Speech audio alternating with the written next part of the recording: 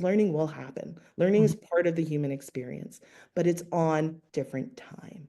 Mhm. So instead of getting caught up and frustrated, because really when the feeling of frustration is because it's not working, why aren't you learning? But that's again, that's an adult thought. It's not the child thought. The child's just being a child, but that's an adult thought. So we're overwhelmed because why isn't the child doing this? We have to remember what matters most. How can Mhm. I make my child feel safe, comfortable in the environment? How can I support my child to be successful? Full stop. Nothing more than that.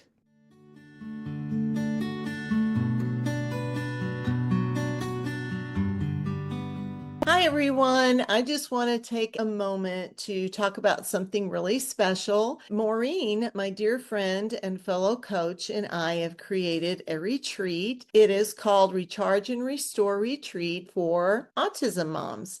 And it is going to be in July 11th through the 13th in Blue Eye, Missouri, which is in the heart of the Ozarks. It's a weekend that we have created just for autism moms. So it's created for you to rest, reconnect, and be surrounded by others who get it. And you'll walk away with tools to help this journey feel lighter. You're going to feel more joyful and you're going to make friends. You're going to find connections during this weekend. All you have to do is show up and we take care of the rest. Spots are limited. So head to mothersguidethroughautism.com/retreat to learn more and save your spot. I would love to see you there. Hi, welcome back to Mother's Guide Through Autism podcast. I'm Brigitte Shipman, your host, and today we have a special guest. If you've ever felt like you're constantly reacting, just trying to survive the next meltdown, the next phone call from school, whew, I know what that's like, the next wave of overwhelm, this episode's for you. We're going to be talking to Nancy Gilette. And Nancy is a certified RDI consultant and behavior coach with over 20 years of experience supporting autistic children and their families.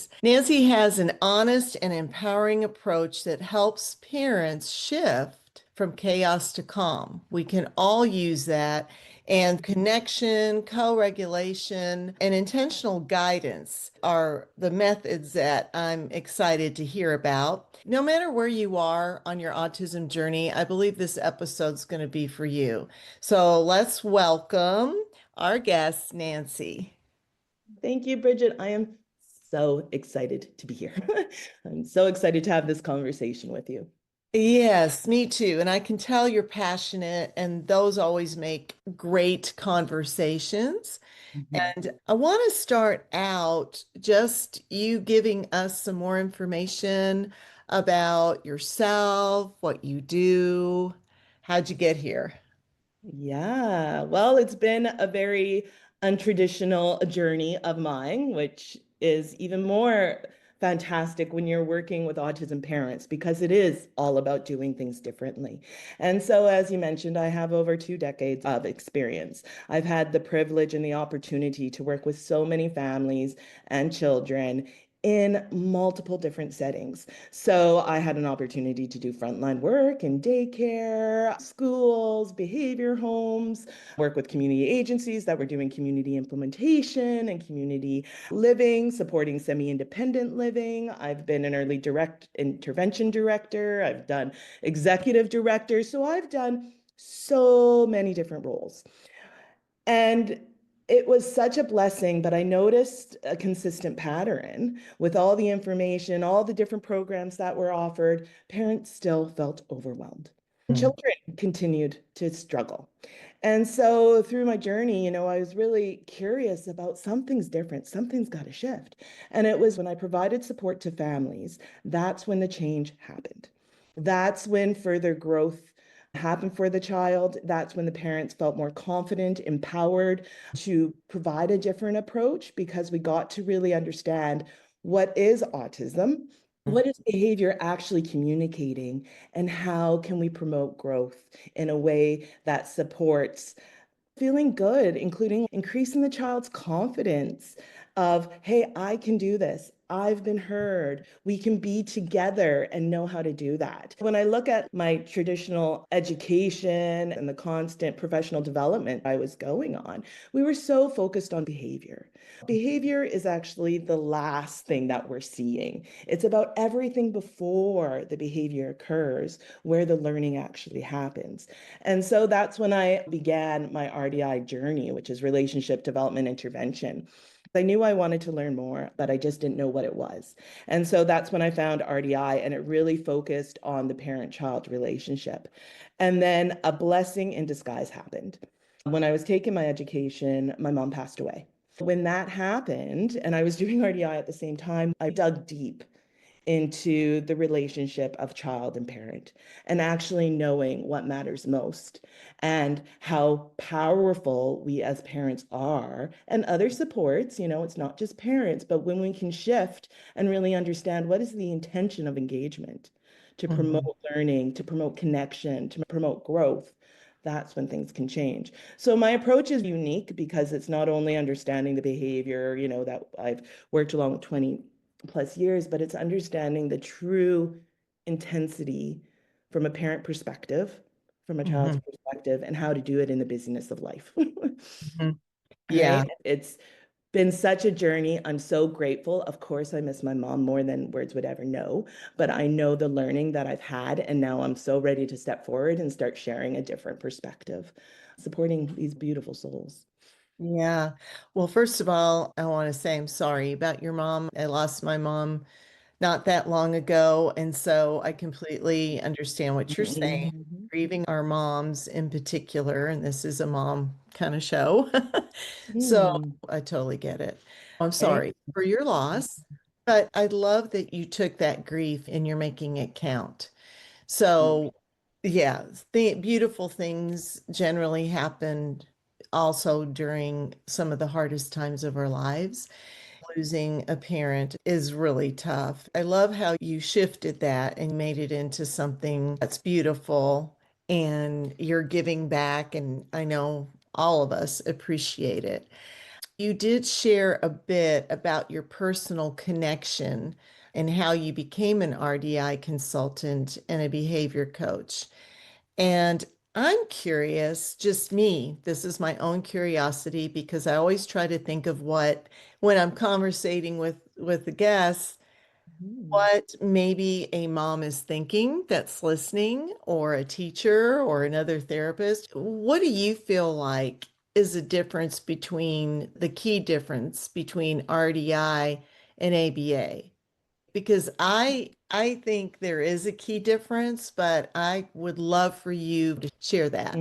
Well, my first role was actually being trained by an ABA practitioner from UCLA in California. So, really early on, we're talking 25 years. And in Canada, that was a new program that was coming up here. And so, what I think, hey, there was some great opportunities, but it was so focused on behavior compliance versus what I'm looking at from a RDI perspective is the connection and the independent thinking. And Oh, so when I can support connection and independent thinking, that's when growth happens. When we look at behavior, I get the overall piece. When a child is having a difficult moment, our nervous system, our emotion, our humanness wanted to stop. That is not the question.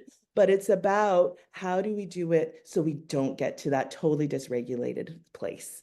That's when the shifts change because I'm helping parents shift the perspective of supporting connection and mhm, regulation before teaching. When we look at the human brain, we know when we're calm, we learn better. The science is all there. I'm not implementing any new strategies that I came up with. It's all the same information, but it's with a different focus. mhm, Now, when we're focusing on shared attention, for example, well, if that's going to thing, I'm going to ensure that it's meaningful for the child to participate, that mhm, I'm in a space of regulation as the adult to help engage. And I mhm, want to use support tools to help communicate effectively. And so that's very different from an ABA where it's like, follow my lead, come here, sit down, let's do this, right? So where it's all just outcome based. I'm focusing on process based and also knowing we kind of need to put the feeling back in it to it. And knowing like lots of parents, when I was working along with them, they're like, I don't get it. How come they do so good with you, but they don't do good with me? Two different things. One, of course, I'm not the parent, so of course it's going to be different. Two, I'm regulated as, as a professional coming in. I don't have to deal with the overnight, the up all night long, all that kind of stuff. So huge difference in that. And that hurts my heart when I hear a parent say, my child doesn't connect with me the way he does with you. Because the reality is professionals come and go, but the Yeah. parent's always going to be there. So it's about transferring the information to the parent so they can feel confident and having that connection. Because every parent I've worked with, that's all they want, Mm. right? Like we complex it so much because they have to do this and they have to do that. And we have this objective list. But when we go back and I talk a lot about what truly matters, do you want to connect with your child? You Mm. have a parent has so much love for their child, right? And that is the number one driving force. So we need to focus on that because life is not a task to accomplish. It's the Right. journey that we need to endure, right? And so how can we do that in the best possible way? Is it Yeah. easy? No. But you get to choose your easy. It's about learning how to do it differently because the early years are intense, absolutely, right? Because there's so many different obstacles, toileting, sleeping, dressing, eating, so many different things. But that's about, depending on who the child is, right? It could be 5 years, it could be 10 years, but then they grow up.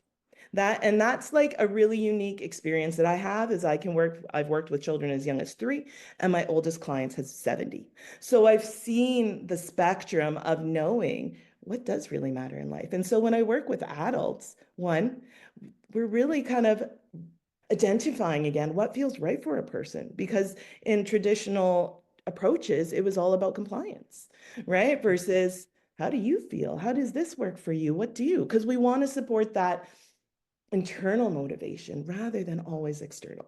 So anyways, yeah, that's a little Well, bit. no, Yeah. I think it's important to understand the difference Hmm. because I heard of RDI before I did ABA personally, and I feel like I didn't have a lot of choices. First of all, Joseph's 33 now. And so back in the day, it was, and I live in a rural area.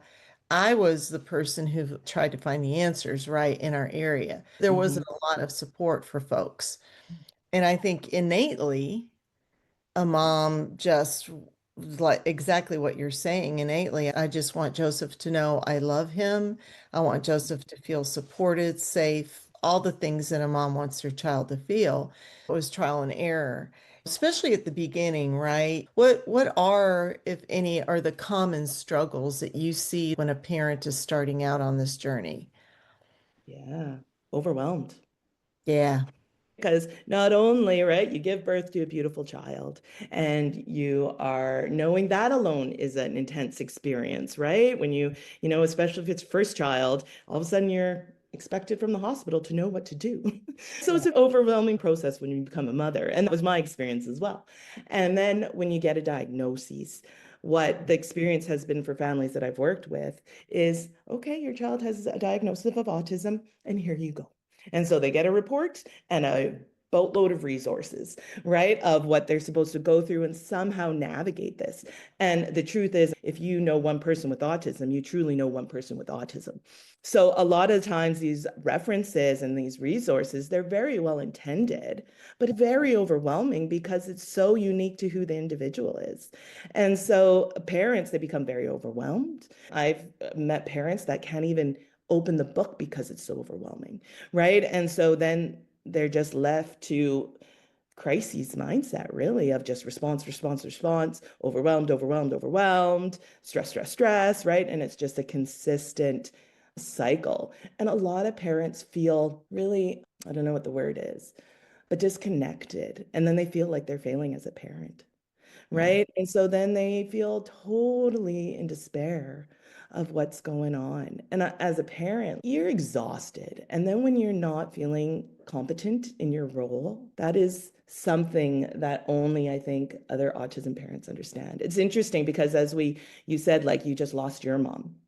And you can say that, and I truly understand it because you can only understand it once you go through it. So I can say how uncomfortable, how hurt that family's depressed, anxious feeling, but only truly a person who has experience that really understands. And so Yeah. knowing that overwhelm is consistent among all families.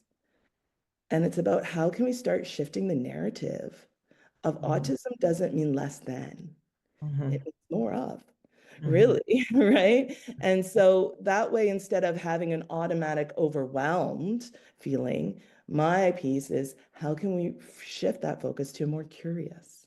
Mhm. Right? So that we start learning in a different way. Because also, when I'm supporting parents, it throws every traditional parenting strategy out the window. So lots of parents are really relearning so much because lots of families I've worked with, when I talk about behavior, well, what is your experience when you were a young child and behavior demonstrated? Well, I got yelled at, I got shamed at, I got blah, blah, blah, blah. And those were the traditional parenting strategies to promote change. Well, the Mhm. neurodiverse brain, the autism brain is like, that doesn't work for me. I don't care. Shame me all you want. No thanks. It doesn't work. And so it's about understanding what is our role as a parent, truly, and looking at it through a different lens. I think shifting the lens is extremely important. Once and there is a grieving process. I talk about that a lot, and it's a journey. And you talk about moving from crisis and compliance to connection and co-regulation. I think that's important to talk about too, what that looks like in real life. Can you give us a few examples of that small shift? I think it's a big shift. Well, and Brigitte, you kind of said all these little shifts that I talk about are really small that make the biggest difference, right? And it took me a long time to really understand that because it's Mhm. like, it's got to be more. There has to be more to it. It can't be just that. And the truth is, it is, right? And so, one of the first things in RDI that I was so grateful for, and this is a shift, and this is the hard piece of for parents to really grasp, is yes, to exit a crisis mindset, which is reaction, reaction, reaction, to a growth seeking mindset. So the first thing that we do actually is parent support, right? We don't even talk about the child. And that's a crazy shift because we always thought like autism, child focus, child therapy, child da da da da. But the truth is, child and parent are together. You Yeah. can't have one without the other.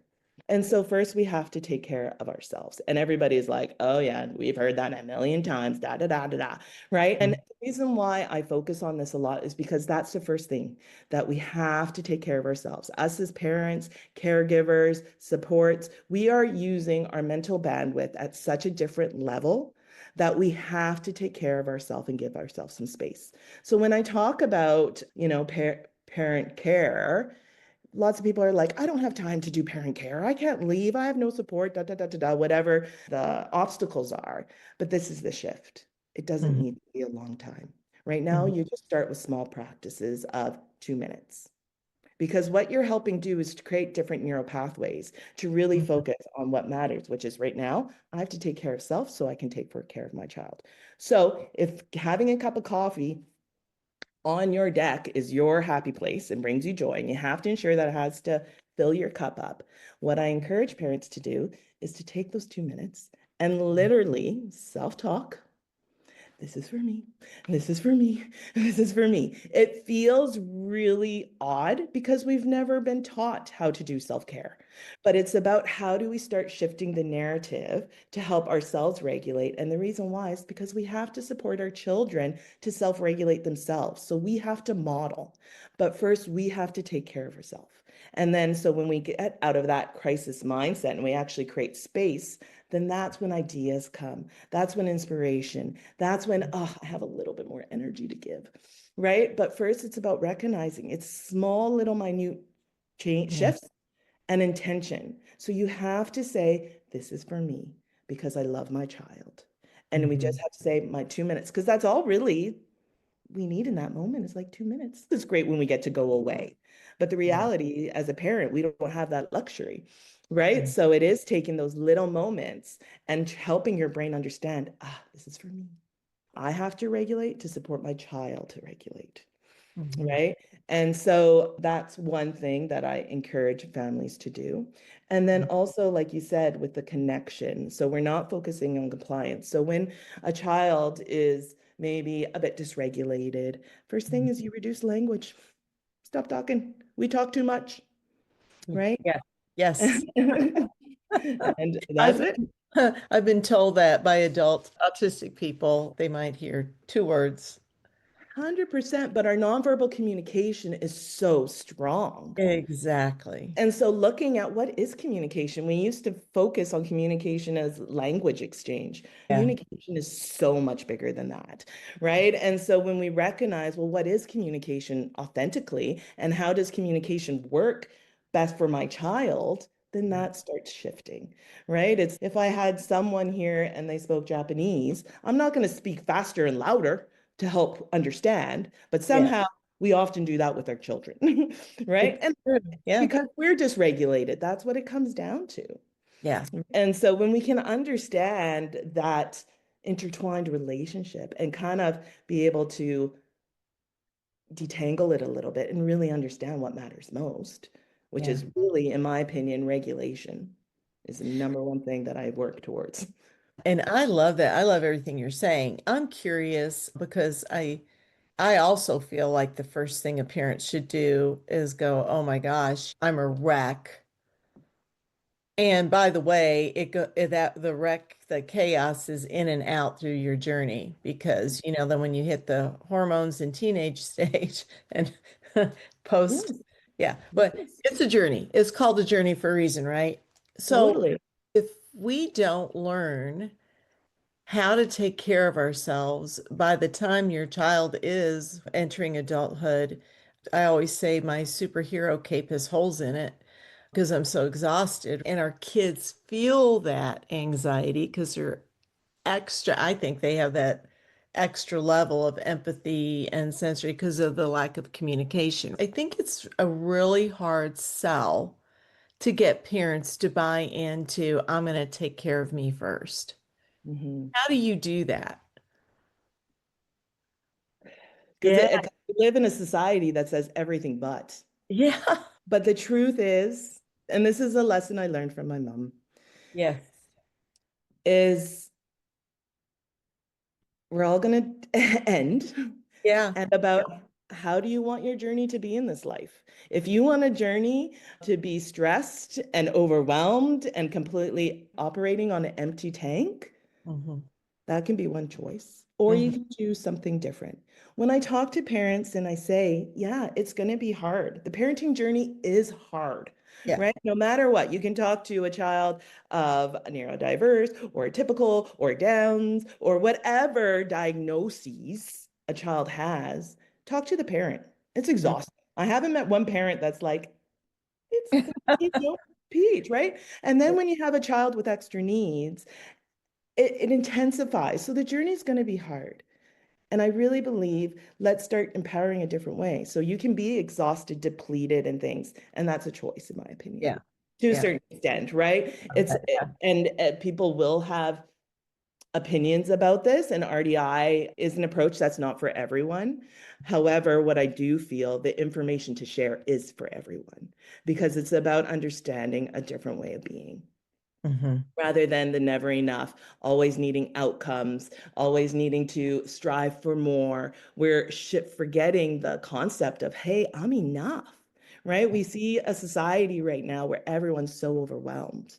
It's not just Yeah. neurodiverse, right? I, yeah, I think this is a very important conversation because it is all about shifting how you want to, like what you just said, how do you want to live your days on this Mm. earth? Yes, we are struggling as parents, but then, oh my God, hey, don't forget about all the beautiful gifts that come along with it, right? Absolutely. And that's one of the most beautiful things neurodiversity autism has taught me is being in the presence with children in a moment of complete awe. So hmm I've been with a child on a playground and he just paused and he felt the breeze on his face.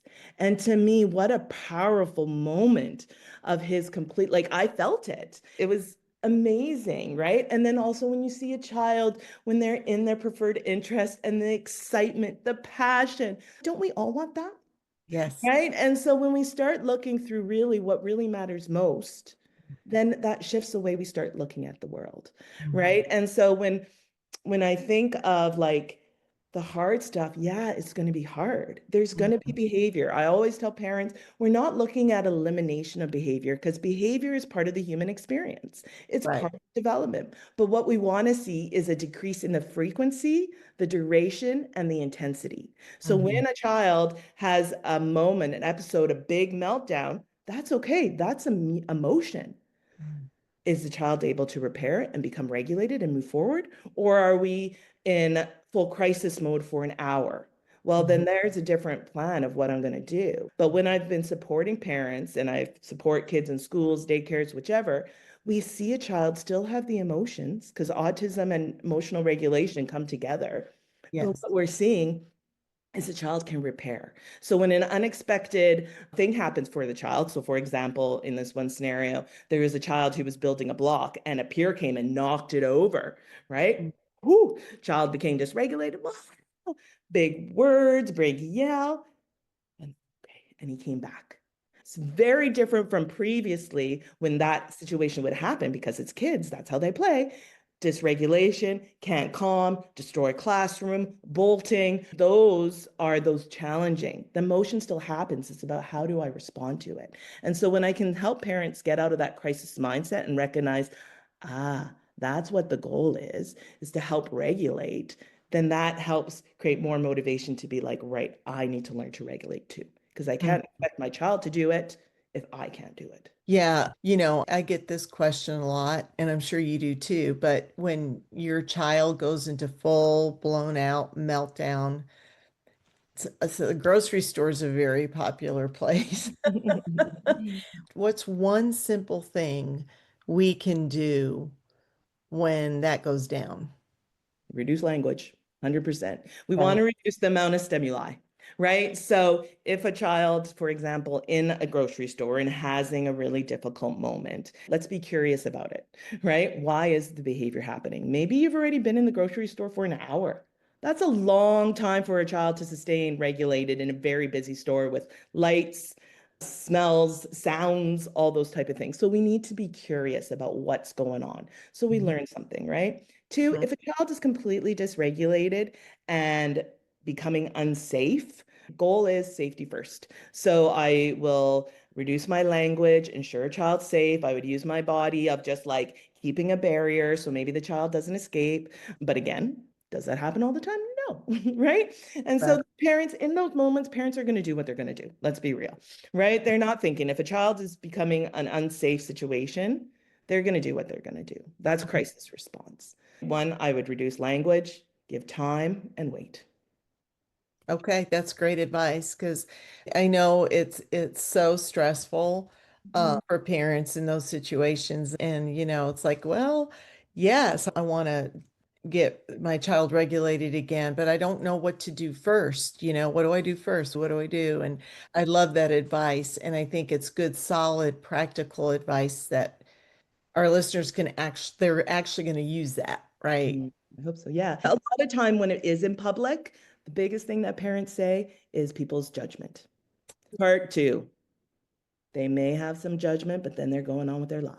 Yeah. They're not paying your bills. They're Yeah. not coming home with you. You really have to kind of slough it off. It's very hard because, again, when I work with parents, I love it because we dig deep and it's their own trauma that's coming up, their own shame that's coming up, it's their own judgment. Well, that's a parent thing, not a child thing, right? And so it's really recognizing even my own behavior of what's coming up for me. So if my child is losing it in like, and this has happened to me, and not only with my own children, but other children that I've worked with, Yes. complete meltdown. And it's when those happen, am I ever like, yeah, this is the what I totally wanted to experience in my day to go grocery shopping? No. So if people want to have those looks, I just kind of, just say thank you and we're good. Move on. Yeah. Right. And really have to build that kind of protection of being like, you don't live my life. You don't understand. So, we do have to give space. We need to be quiet and we need to be grounded. It's not Mhm. other noise. But I know it's a hard practice to do. So that's when I encourage parents to be like, we have to think proactive. So if a grocery store is a challenging environment, let's think of how can we support the child to be successful. So maybe, we're going in and picking two items first so that we're kind of helping the child get used to the environment. So we're being intentional with how we're setting it up. I also teach families a concept of co-regulation. And co-regulation isn't emotional regulation through an RDI lens. It's about 50-50 engagement. So what is 50% a role a parent can take and what is 50% of a role that I can take as a child, right? So this could be like, we're going to get some apples. How about you hold the bag open and I will put the apple in, right? So I'm giving them a role so they know what to do because lots of times autistic kiddos are so overwhelmed by the amount of environmental stimuli, it's very difficult to know, well, what can I focus on? And then if they make a demand, and then us parents are like, no, you can't, you didn't give me any focus prior to. So now I've come up with my own idea, and now you're saying no. Well, that doesn't work for me, right? So again, it's about understanding when we have these moments, well, why? Right? What Mhm. are some different ways? Maybe if you're going grocery and it's loud, then we have headphones. Maybe, if someone is taking a bus, so we don't have those opportunities for short and sweet. But maybe in the morning might be the best time, not during, busy hours. So we have to think differently to help set up the success rather than be like, fingers crossed, let's hope it all works out, right? Yeah. Then you're just waiting for a reaction Mhm. versus let's be proactive. Yeah, I love that. Parents listening can really absorb that and go, oh, okay, I haven't really thought about that. And I think it is just processing, realizing that there is a why, first of all, to everything, right? And paying attention to the why. Why? Because parents know their kids the best. More than likely, if you just pause a second, you're going to figure it out, right? Yeah, right. Yeah. And that's the reality when we can give ourselves the permission to take a moment to Yeah. figure it out. And I talk about the feeling a lot. So there's another strategy that I offer called visual referencing. Okay. And what that is just to help get the child to attend to the other person so Mhm. that it becomes a we instead of a me. So all I suggest for parents to do is children are always going to make requests for things. And so as you're handing the item, so right now I'm holding a pencil. So say if your child wanted a pencil, you can offer it to them. But what my suggestion is, have the child reach out for the pencil, but wait until they just glance your way. It's not eye contact. It's just knowing, hey, you're part of this exchange too. We used to focus on eye contact. No, because that's unnecessary and it's uncomfortable for a lot of people. For what I do want is that simple visual glance. I don't care if it's your nose, I don't care if it's your mouth, I don't care where it is, but also pay attention for parents, the feeling. He saw me because they'll know. And it's that intuition of a parent with your child that you can only feel. And so when you feel it, that's the right visual referencing, meaning because there's an emotional exchange. Right. And so when we can just pause, so every time, like if when I'm working with kiddos and they're wanting an item, a toy, I hold it out, I wait, and then I wait for them to just quickly glance my way. And the reason why is what often autistic brains do is they focus on the object and they're not focused on the person getting the object. And so Mhm. what we're doing is we're just slowing it down so that, Yeah. hey, it's a we, not just a you. Because that's what the autistic brain wants to do, right? Their growth seeking mindset isn't fully developed from an RDI perspective. And so we're helping them understand the experience of learning because that is the human experience. We all learn from what works for us, what doesn't, what feels right, what doesn't. But for autism, for some reason, that wasn't a focus. Yeah, and it is. It's a lot to learn the different stages, the developmental part of our kids. I was a teacher, so I had a little bit of a head start, not much because they don't typically teach you a lot about neurodiverse the brain, but I did know about child development. And our kids are still kids, and yes, their brains operate differently, but I'm just curious about navigating the different stages of development with their autistic brains. I know you work with children from toddlerhood through teen years, but then I also heard you say 70. So, Yeah. as you're working your way up through all these different stages, what advice would you give to parents who are navigating at the different stages of development with their autistic child? Again, it's so individualized, right? Because development is not a linear process. It changes all the time. And also, it depends on the regulation of the individual. So, we know that if a child is dysregulated, we see the skill level decrease. Why? Because the child's dysregulated. The brain isn't optimized in a way that supports the individual in that moment. So, for me, it's always what is the big picture? And the big picture for me is for my child to feel good about themselves. Full stop.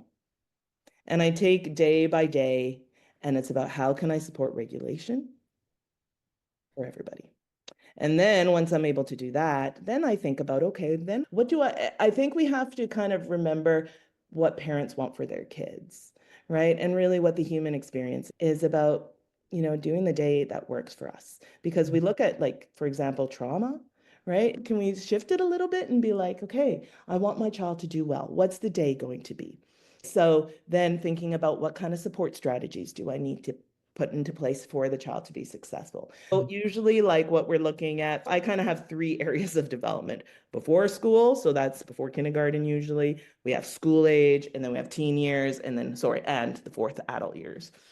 And so then it's like in those early toddler years, we're just getting through the day, right? That's number one thing. Children are exploring their environment. That's natural development. We want curiosity, right? Mhm. Maybe some kiddos in that moment are just into their preferred experiences. Okay, that's okay. How can we do that in a way that supports everyone? And then in school age, it changes again. And so, but what I feel is the concepts are the same. One, crisis mindset. First, always have to take care of self. We still will visual reference all the time, no matter if they're 2, 5, 15. We're still doing that. We're implementing co-regulation. What is a child's capable role of taking 50-50 in an engagement? For example, 3-year-old, maybe I'm building a tower and he's knocking it down. That's a co-regulation experience, right? Versus in a teenage, maybe I'm going to do co-regulation of building a fence. I'm going to hold the board and the child can use the drill if it's appropriate, if he's safe, right? So I use co-regulation. And then also I use a strategy of declarative language, right? And declarative language is an experience-based language. I may use less language when they're younger, Yeah. right? Because their processing definitely is delayed a little bit using nonverbal communication, right? And during maybe putting some structure into the home. It's so dependent on who it is, about understanding what personal supports are needed. And personal supports in RDI is just strategies. What strategies are needed? And so again, it's not an easy answer. Yeah. It's messy, it's all over the place, and it's not linear. That's the biggest piece, especially in our world now, because it changes so much, so fast. I worked with a student who loves teddies, and his thing was bolting out of classroom to collect teddy bears, right? Oh, Well, yeah. now we're going to have a totally different plan Yeah. about how are we going to support that in a way that works for him rather than thinking we're doing either limiting the opportunity because the child's going to get those teddy bears, hell or high water. So we Yeah. need to figure out a different way, right? Yeah. So I think that's such a deep question of the different developmental roles, but I trust that parents know what they want for their kids. And Mhm. how can we have support the children to feel successful rather Mhm. than completely dysregulated? Yeah, and not to get discouraged because we don't know how each phase of the journey is going to go. But what we do know is you're building tools along the way, is what I'm hearing you say, Absolutely. right? And the core tools stay the same, and just don't forget them. When Joseph and I started this podcast, it was all about spreading knowledge, hope, and inspiration because it is such a challenging journey for both Joseph and I. Not just me, but Joseph too. And so we want to lift people up and know, hey man, it's going to be okay. You're going to be okay. So let's talk about hope. You say that change doesn't come from doing more, but from doing what truly matters. What does that mean for a parent who's feeling maybe burned out and like they're not doing enough? Connection is what matters most. Regulation is what matters most, full stop. And so when we know that regulation matters most, then the outside noise is going to quiet. So often, like when kids are in school, it's about, okay, they need to print, they need to read, they need to have all these milestones that they're supposed to achieve. And when you're not achieving, it's less than. This is what the invitation is. That Mhm, doesn't matter because learning will happen. Learning mhm, is part of the human experience, but it's on different time. mhm, So instead of getting caught up and frustrated, because really when the feeling of frustration is because it's not working, why aren't you learning? Right? But that's again, that's an adult thought. It's not the child thought. The child's just being a child, but that's an adult thought. So we're overwhelmed because why isn't the child doing this? We have to remember what matters most. How can mhm. I make my child feel safe, comfortable in the environment? How can I support my child to be successful? Full stop. Nothing more than that. The Yeah. noise is always going to be. The noise is getting louder and louder as we continue to advance in this technology state. But all it is noise. It's not the truth. And Mhm, again, from the grieving process that I've learned, we get to choose how we want to be in this world. And that's the invitation, though, to be thinking, well, what matters most? Do I want to have a quality of life or do I not? mhm. And Yeah. RDI is all based on supporting quality of life. I want parents to feel competent, successful in their parenting so they can see the success of what is possible for their child. And it's going to look different. And that's okay. Yeah. Right? I think of my own experience, and I'm not sure about you, Brigitte, but like I've created a world for myself that totally works for me. I work independently. I have my own business. I fill my day up of things that help regulate myself, right? And I've created the business based on a passion, on my preferred interest, right? So we're all doing the same things when we're kids, our parents are taught it has to be this way. Because also, too, I'm sure you've also experienced this, of who your child was when he was tiny is so different than who he is as a 33-year-old. I have parents who I've had the beautiful opportunity to stay in contact with throughout the years. I worked with a youth who was 7 and now he's turning 30. This life is so less stressful now, him as an adult versus as a kid, because the expectation of the child was based on outside concepts, need to do this, has to be in this classroom, da da da da da. Well, no, that just causes dysregulation and stress, right? So knowing it's not forever, it's a Yeah. journey, and it's just about one day at a time. And that's what matters most. I think so too. I think it's really enjoying the journey and slowing down and understanding that we're all going to be okay. I always say, comparison really is the thief of joy. Totally. And that's part of that. We've built a model on Yeah. that, which is crazy to me. Yeah. Yeah. So I'd like to ask you what is your advice for parents? Like, what is your main takeaway, your main piece of advice that you'd like to offer? You've already given so much. I don't know if there's anything else, but I would love to know that. Yeah, a couple things. One, first, parents trust yourself. Mm. We have to give the power back to parents. Yeah. Is something that no professional will ever understand. They'll have an understanding of their own child. But again, as we talked about with going through grief when you lose a parent, when you have an autistic child, you do have those feelings. But as a parent of an autistic child, we're taught to suppress those feelings because the outside, the professionals know better, right? Mhm. And so, one, empower the parents back, and you know your child best. Mhm. Two, be curious, observe, What is behavior telling you? This is from an ABA perspective, is the functional assessment. Very simple. It's simple as ABC, what the antecedent is, the behavior, and what the consequence is, to find out the function, to give some idea. Is it attention? Is it to obtain? Is it a sensory? Is it to escape? Let's understand a little bit more. When we can be curious, then we can try different things. And no, it's not mastery. No such thing. Even now, after 25 years of working with children, there's lots of times I'll implement strategies and be like, whoa, that didn't work. And no, the trial and error is human life. That's how we learn. So you're going to try things and it's not going to work. And that's okay. And you're going to try things and it works. And you're going to think you fixed it. And then the next day it doesn't work again. This is a human experience. So it's about having a toolbox with a bunch of different tools and being intentional. How am I going to try this? What is this going to look like? How can I do it? And then you'll develop patterns of what you're going to see.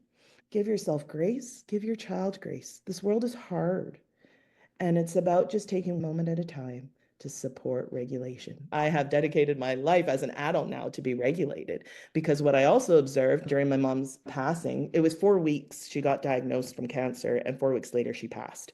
So I literally saw the process of death taking someone so quickly.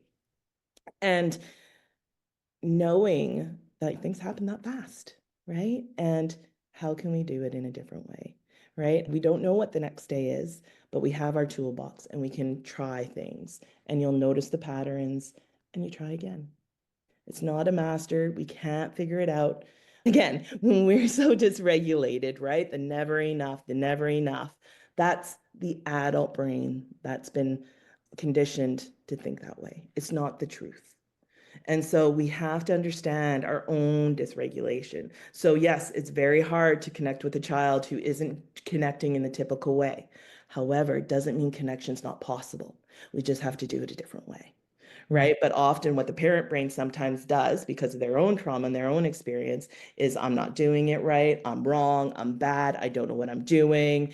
And that's a belief system that a parent actually was raised with, Yeah, right? that's true. Versus and then so, well, that's the parent thing that we need to work through because we were never taught Mhm. how to sustain regulated when things don't go well. Never Yes. that. And so we have to practice that. So we need to give ourselves grace. And Mhm. children are children. They do not have a fully developed brain. We cannot expect them to do these things that we're asking of them. For example, to sustain regulated in a world that makes no sense. Yes. So we have to understand the reality where truly is the readiness of the child. So yeah, so I don't know if that's some bits. I could just go on and on and on about talking about this stuff. When you say, because I say that all the time too, Mhm. it's kind of funny. I always say, well, give yourself some grace. When you say that, what is one example of giving yourself grace?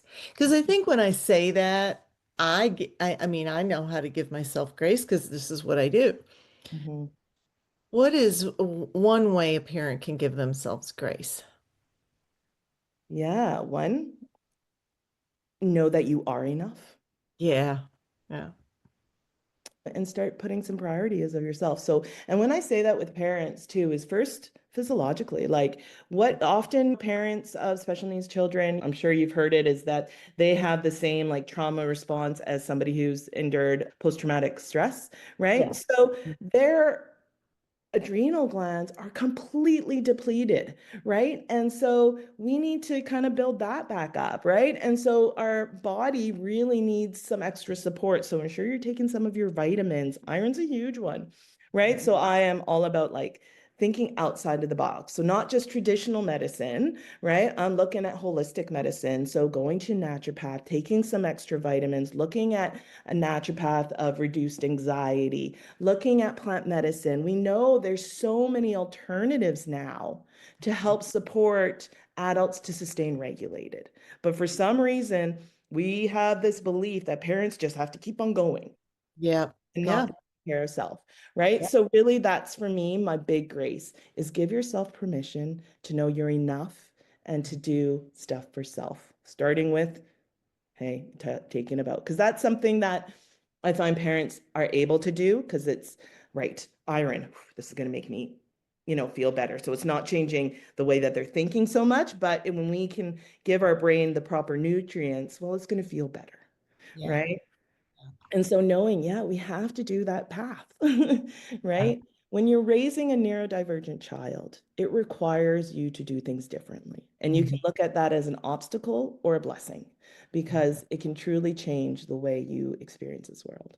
In a way, like what I've learned from individuals, I have created a quality of life that I am so proud of, that I get to support my children in showing what does regulated life look like, creating a life that works for who you are, and Mhm. how do you keep responding to this ever-changing world, right? All I learned all that from is from the autism community. So I use regulation tools, I use visual supports, I use less language, I use increased nonverbal communication.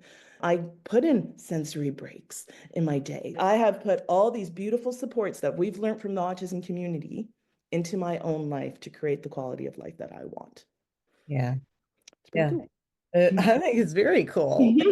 I do the same thing. It is hard to understand unless you work with this community, but I think the autism community has a ton of gifts that people just simply don't understand. So I think that's why these podcasts are really important. The more people we can reach, educate, let them know, then maybe slowly but surely folks will start to understand that Yeah. it is quite, in fact, a gift and not a deficit.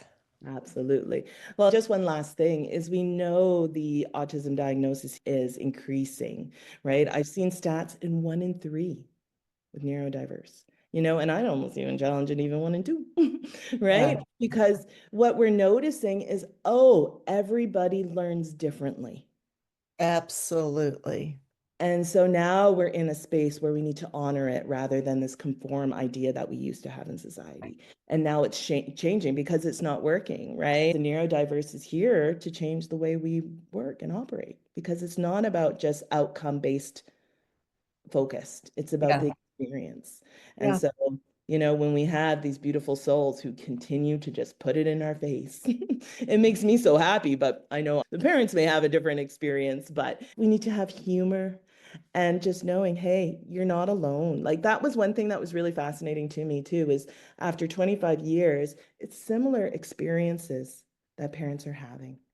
And even though it feels really isolating, we're all trying to navigate it. It's all, but Yeah. it's about, oh, we can do it differently. And the success that I've seen of children, from a child being completely dysregulated to parents not knowing what to do with their child and what the future is going to be, versus then now holding a job, having a romantic relationship, having friends, calling friends up, having a driver's license. He's created a world that works for him, but we had to do it in a different way to start. First, parents had to regulate and shift the tools they used. And then growth is possible, 100%. Oh, there's no doubt in my mind. I've seen it. My son is doing it. Yeah. And when you see that, you're just like, yeah, you got Yeah. this. Yeah. Yeah. And Right? honestly, I wouldn't change anything. And I'm still on the journey. But I think it's important to offer anyone who's listening the hope and to be able to shift. I'm with you. I said this 15 years ago. The way our educational system, and we're not going to get into all that, but I was like, oh God. I think we need to scrap it and it's not working. Um, Mhm. it's just not working. So I'm with you on that. Yeah. Hopefully you'll come back and we can talk about all the other things we have left to talk about because I feel like we haven't talked about everything. Like we have more to talk about. Uh, Mhm. but okay, so where can people find you because they're gonna want to work with you? Yeah. You can find me on my website, which is nancygillette.com, and that's with 1 L, not twos. And so I can date myself on this because I always say it because I think it's quite funny that I'm not part of the Gillette empire, but I am the best a man can get. So it's just one. One L, one L. Got Yeah. it.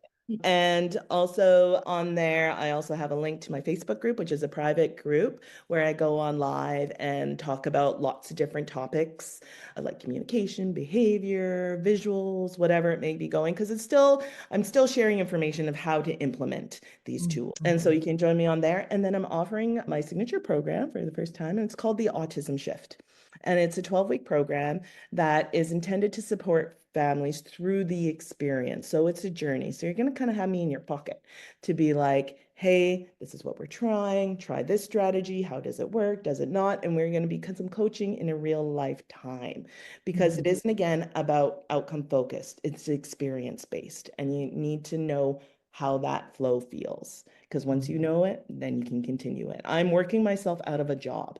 My goal in life is to transfer the knowledge that I've had over 25 years to a family to take it on and for them to keep going. And so that's being offered. And yeah, and I think that's it. Oh yeah, and you can find me on Instagram at Nancy Gilette Coaching and LinkedIn, I think, as well. So you'll find me, just one L. That's the big difference. Lots of places to find you. Well, and we will also leave your links as we release this podcast to make sure families can find you. I think you're doing great things for the autism community. I really enjoyed having you as a guest on Mother's Guide, so thank you for being here.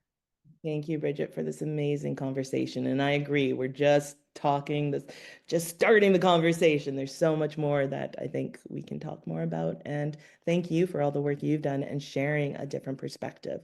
Because let's change the story. So much work to be done. But it's happening, which is It cool. is Yeah. happening. It Yeah, is. absolutely. If you enjoyed this episode of A Mother's Guide Through Autism, please subscribe to our YouTube channel, because that way we can reach more parents, more moms, and help reach with resources, hope, knowledge, and inspiration. I'll see you in the next episode.